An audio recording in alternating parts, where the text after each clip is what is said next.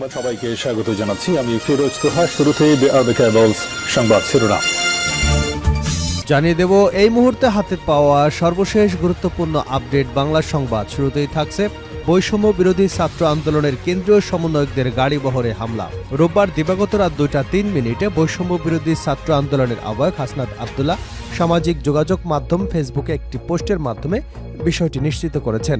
পোস্টে তিনি বলেন, ঢাকা থেকে বান্দরবানে লামা যাবার পথে নারায়ণগঞ্জে হামলার শিকার বৈষম্য বিরোধী ছাত্র আন্দোলনের কেন্দ্রীয় সমন্বয়কদের গাড়ি বহর।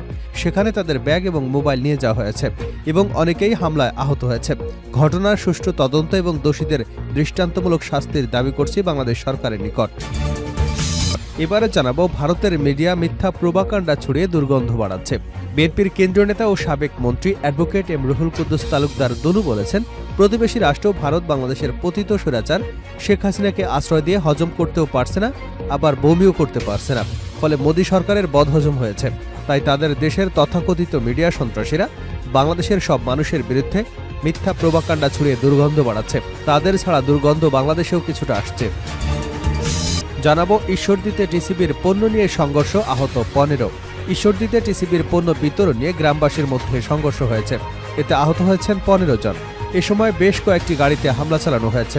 রোববার বিকাল 3:30টার দিকে উপজেলার মুলাডুলি ইউনিয়নের বহরপুর গ্রামে ঘটনা ঘটে। সংঘর্ষে গুরুতর আহত শরীফুল ইসলামকে হাসপাতালে ভর্তি করা হয়েছে। এদিকে আওয়ামী লীগ নেত্রীর বিরুদ্ধে বিএনপি নেতার হয়রানির অভিযোগ। ব্রাহ্মণবাড়িয়ার কসবা পৌরসভার সাবেক মেয়র এবং উপজেলা বিএনপির সাবেক সভাপতি মোহাম্মদ ইলিয়াস এবং তার ছোট ভাই জাহাঙ্গীর আলম মহিলা আওয়ামী লীগ নেত্রীর দ্বারা হয়রানির শিকার হচ্ছেন বলে অভিযোগ করেছেন। রাজনৈতিক উদ্দেশ্যে তাকে হয়রানি করা হচ্ছে বলে রোববার দুপুরে ব্রাহ্মণবাড়িয়া প্রেস ক্লাবে এক সংবাদ সম্মেলনে তিনি এমন অভিযোগ করেন। এবারে থাকছে জেল থেকে পালানো 78 জঙ্গি এখনও অধরা। জেল ভেঙে পালানো 78 জন জঙ্গি আসামি এখনও গ্রেপ্তার হয়নি। গত 5 অগাস্ট শেখ হাসিনার সরকারের পতনের পর সারা দেশে 8টি কারাগারে কয়েদি এবং হাজতিরা বিদ্রোহ করে। এদের মধ্যে 88 জন মৃত্যুদণ্ডপ্রাপ্ত আসামিও পালিয়ে যায়। পলাতক মৃত্যুদণ্ডপ্রাপ্তদের মধ্যে 8 জন পুলিশ এবং র্যাবের হাতে ধরা পড়ে। বাকি 80 জন এখনও ফেরারি। এবং সর্বশেষ জানাবো আন্তর্জাতিক সংবাদ। আসাদের পতনের পর সিরিয়ার সীমান্ত দখলের নির্দেশ নেতানিয়াহুর। সিরিয়ার বিদ্রোহী জোটের কাছে প্রেসিডেন্ট বাশার আল আসাদের পতনের পর এরই মধ্যে ইসরায়েল নতুন কৌশলগত পদক্ষেপ নিতে শুরু করেছে। ইসরায়েলের প্রধানমন্ত্রী বেঞ্জামিন নেতানিয়াহু এই পতনকে ইরান এবং তার মিত্রদের বিরুদ্ধে ইসরায়েলের সামরিক অভিযানের সরাসরি ফসল বলে অভিহিত করেছে। রোববার মার্কিন সংবাদ মাধ্যম সিএনএন এবং ইসরায়েলি সংবাদ মাধ্যম হারেটসের প্রতিবেদনে এ তথ্য জানা যায়। প্রতিবেদনে বলা হয়, সিরিয়ার সীমান্তে ইসরায়েলি সেনা মোতায়েনের নির্দেশ দেন প্রধানমন্ত্রী নেতানিয়াহু।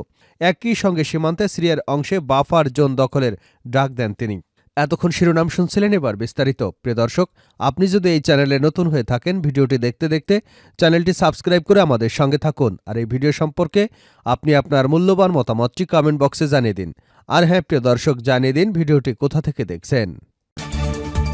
বৈষম্য বিরোধী ছাত্র আন্দোলনের কেন্দ্রীয় সমন্বয়কদের গাড়ি বহরে হামলা। বৈষম্য বিরোধী ছাত্র আন্দোলনের কেন্দ্রীয় সমন্বয়কদের গাড়ি বহরে হামলার ঘটনা ঘটেছে।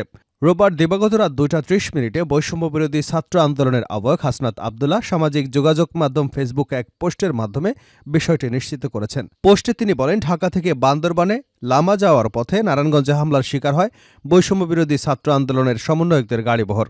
সেখান থেকে ব্যাগ এবং মোবাইল নিয়ে যাওয়া হয়েছে এবং অনেকেই হামলায় আহত হয়েছেন। ঘটনার সুষ্ঠু তদন্ত এবং দোষীদের দৃষ্টান্তমূলক শাস্তির দাবি করছি বাংলাদেশ সরকারের নিকট। জানা যায়, সোমবার একটি অনুষ্ঠানে যোগ দিতে রাতে বান্দরবানে লামা যাচ্ছিল বৈষম্য বিরোধী ছাত্র আন্দোলনের কেন্দ্রীয় সমন্বয়কদের গাড়িবহর। পথে মেঘনা ব্রিজ পার হবার পর ঢালের অংশে একদল ডাকাত দেশীয় অস্ত্র নিয়ে অতর্কিত তাদের উপর হামলা করে। এ সময় 8 সমন্বয়কের মধ্যে 4 জনের মুঠোফোন এবং মানিব্যাগ ছিনিয়ে নিয়ে যায় তারা। তবে কে বা কারা এ হামলা চালিয়েছে তাৎক্ষণিকভাবে সে বিষয়ে কিছু জানা যায়নি। এর আগে গত 27 নভেম্বর বৈষম্য বিরোধী ছাত্র আন্দোলনের অন্যতম 2 সমন্বয়ক হাসনাত আব্দুল্লাহ ও সার্জিস আলমকে ট্রাক চাপা দিয়ে হত্যার চেষ্টা করা হয়। চট্টগ্রাম কক্সবাজার মহাসড়কে সন্ধ্যা 7:30টার দিকে এই হত্যা চেষ্টার ঘটনা ঘটে। ঠিক তার পরদিন 28 নভেম্বর হাসনাত আব্দুল্লাহকে কয়েকবার গাড়ি চাপা দিয়ে হত্যা চেষ্টা করা হয়েছে বলে অভিযোগ ওঠে। ভারতের মিডিয়া মিথ্যা প্রোপাগান্ডা ছড়িয়ে দুর্গন্ধ বাড়াচ্ছে দুলু। বিএনপির কেন্দ্রীয় নেতা ও সাবেক মন্ত্রী অ্যাডভোকেট এম রুহুল কুদ্দুস তালুকদার দুলু বলেছেন, প্রতিবেশী রাষ্ট্র ভারত বাংলাদেশের পতিত স্বৈরাচার শেখ হাসিনাকে আশ্রয় দিয়ে হজম করতে পারছে না, আবার বমিও করতে পারছে না। ফলে মিথ্যা প্রোপাগান্ডা ছড়িয়ে দুর্গন্ধ বাড়াচ্ছে। তাদের ছড়ানো দুর্গন্ধ বাংলাদেশেও কিছুটা আসছে। রোববার বিকেলে নাটোরের বড়াইগ্রাম উপজেলার জোনাইল ইউনিয়ন বিএনপির সভায় প্রধান অতিথির বক্তব্যে দুলু এসব কথা বলেন।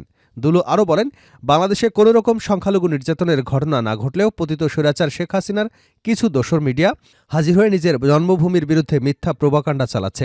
নিজের দেশকে ছোট করতে এই দোসরমূলক একটু লজ্জাও করছে না। মিথ্যা তথ্য দিয়ে বিশ্ববাসীর কাছে নিজেদেরকে ছোট করছে। দুলু বলেন, আমরা বিএনপির নেতাকর্মীরা ৯০ দশক থেকে বলে আসছিলাম, শেখ হাসিনা দেশের ক্ষমতা এলে বাংলাদেশ ভারত হয়ে যাবে। এটা এখন দেশের মানুষের কাছে পানির মতো পরিষ্কার প্রমাণিত হয়েছে। ১৬ বছরের শাসনে শেখ হাসিনা বাংলাদেশকে ভারতের অঙ্গরাজ্যে পরিণত করেছে, যার পতন ভারত বাংলাদেশের ছাত্র জনতার বিজয় মেনে নিতে পারছে না। ঈশ্বরদীতে টিসিবির পণ্য নিয়ে সংঘর্ষ, আহত ১৫। ঈশ্বরদীতে টিসিবির পণ্য বিতরণ নিয়ে গ্রামবাসীর মধ্যে সংঘর্ষ হয়েছে। এতে আহত হয়েছেন ১৫ জন। এ সময় বেশ কয়েকটি বাড়িতে হামলা চালানো হয়েছে। রোববার বিকাল ৩:৩০টার দিকে উপজেলার ডুলামুলি ইউনিয়নের বহরপুর গ্রামে ঘটনা ঘটে। সংঘর্ষে গুরুতর আহত শরীফুল ইসলামকে হাসপাতালে ভর্তি করা হয়েছে। প্রত্যক্ষদর্শীরা জানান, অন্যবারের মতো এবারও বিকাল ৩:৩০টার দিকে বহরপুরে টিসিবির পণ্য বিতরণ করতে আসে ডিলার এবং তার লোকজন। এ সময় টিসিবির কার্ডের সুবিধাভোগীরা ছাড়াও গ্রামের বেশ কিছু লোকজন পণ্য নেওয়ার চেষ্টা করলে কার্ডধারীদের সঙ্গে গ্রামবাসীর সংঘর্ষ হয়। পরে সাবেক ইউনিয়ন পরিষদ সদস্য উবায়দুল হকের লোকজন গ্রামের বেশ কয়েকটি বাড়িতে হামলা চালিয়ে ভাঙচুর করে। ঈশ্বরদী থানার পরিদর্শক এবিএম মনিরুল ইসলাম বলেন, আহতদের হাসপাতালে ভর্তি করা হয়েছে। ঘটনাস্থলে অতিরিক্ত পুলিশ মোতায়েন করা হয়েছে। এখনও থানায় কেউ অভিযোগ করেনি। অভিযোগ পেলে তদন্ত করে আইনানুগ ব্যবস্থা গ্রহণ করা হবে। শেষ করছি আন্তর্জাতিক সংবাদ দিয়ে। আসাদের পতনের পর সিরিয়ার সীমান্ত দখলের নির্দেশ বেঞ্জামিন নেতানিয়াহুর।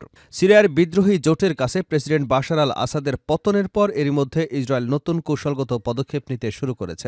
ইসরায়েলের প্রধানমন্ত্রী বেঞ্জামিন নেতানিয়াহু এই পতনকে ইরান এবং তার মিত্রদের বিরুদ্ধে ইসরায়েলের সামরিক অভিযানের সরাসরি ফসল হিসেবে অভিহিত করেছেন। রোববার মার্কিন সংবাদ মাধ্যম সিএনএন এবং ইসরায়েলি সংবাদ মাধ্যম হারচের প্রতিবেদনে এ তথ্য জানানো হয়েছে। প্রতিবেদনে বলা হয়, সিরিয়ার সীমান্তেই ইসরায়েলি সেনা মোতায়েনের নির্দেশ দেন বেঞ্জামিন নেতানিয়াহু।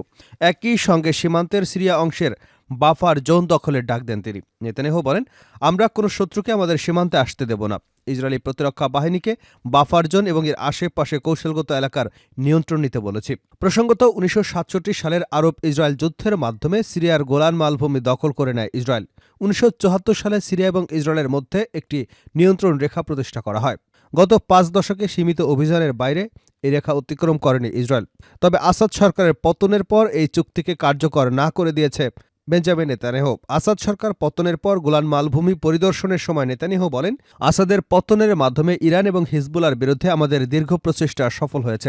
সিরিয়ায় এখন একটি বাফার জোন প্রতিষ্ঠা করা সময়ের দাবি। এদিকে ইসরায়েলি সংবাদ মাধ্যম হারেজ জানায়, নেতানিয়াহুর এই পদক্ষেপ মধ্যপ্রাচ্যের রাজনীতিতে নতুন উত্তেজনার জন্ম দিতে পারে। সিরিয়া এবং ইরানের পক্ষ থেকে এ তীব্র প্রতিক্রিয়া আসার আশঙ্কা রয়েছে।